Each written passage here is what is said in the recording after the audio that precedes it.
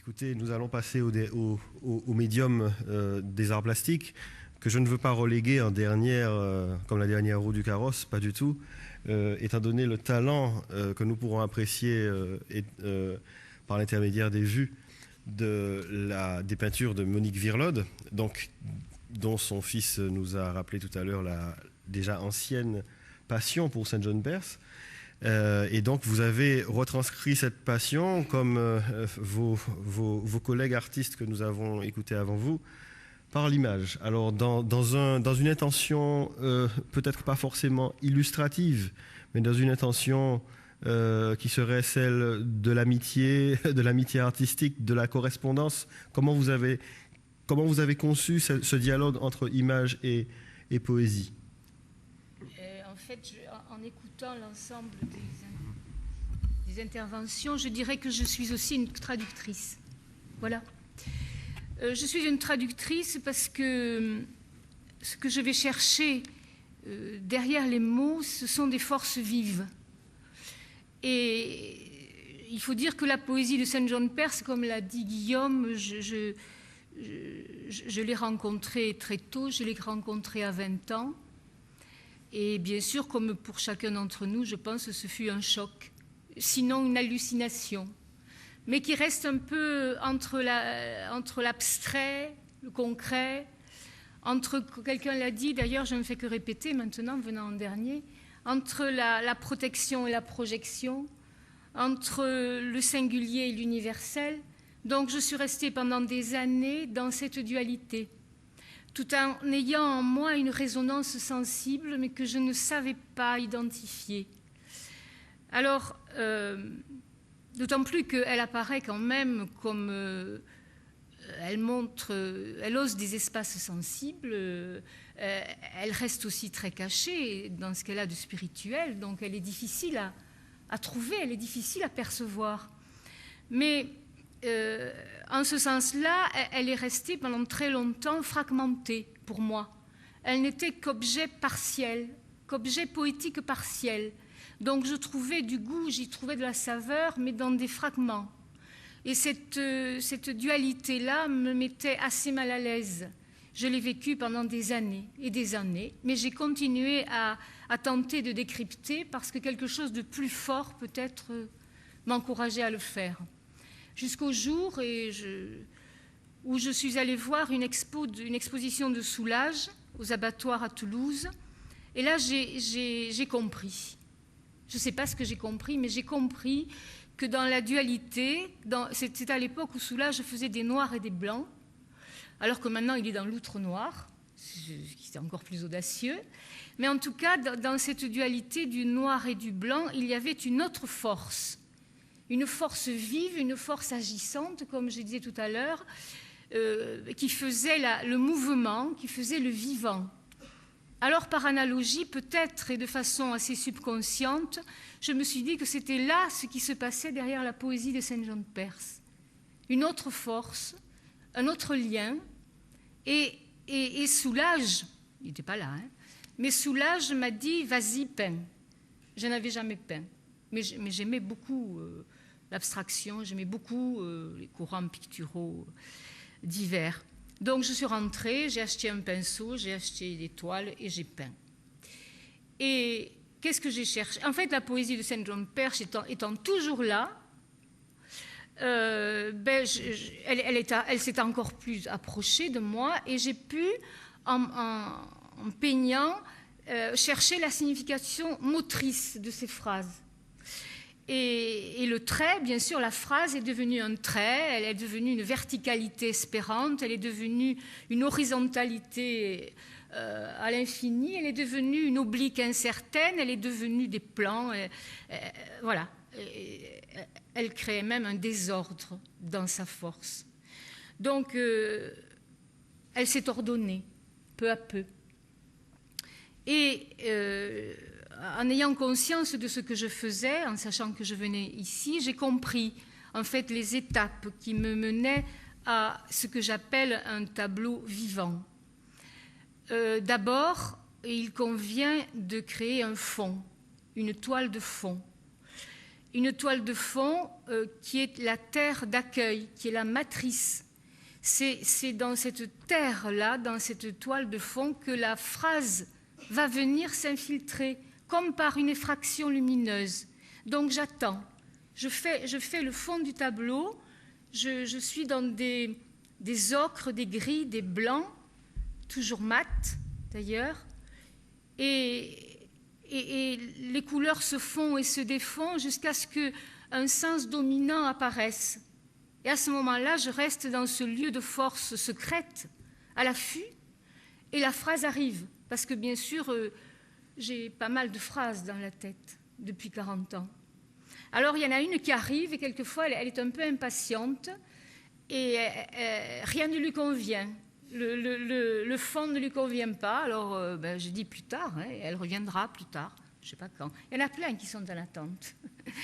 Voilà, mais à un moment donné, quand même, quand il y a ce fond, quand je retrouve l'esprit du poète, quand je retrouve l'exigence de Perse, je la retrouve dans cette neutralité, dans ce fond où il n'y a plus de réalité objective, où il n'y a plus de bavardage. Il y a le silence dont parlait M. Auster tout à l'heure. Et là, dans ce silence, effectivement, une phrase arrive. Elle arrive dans sa métrique, vous en avez parlé, intérieure, elle arrive dans sa sémantique, elle arrive dans sa phonétique, elle arrive dans sa couleur, dans ses couleurs. Alors là, elle a tendance à être bavarde. Là, je m'en vais dans des mouvements beaucoup plus intimes. Et là, attention, il faut savoir si on continue à patauger dans la boue, dans la terre, ou si on s'en va dans l'aérien. Attention, là, il va falloir choisir. C'est là que l'exigence aussi arrive. Et il y a...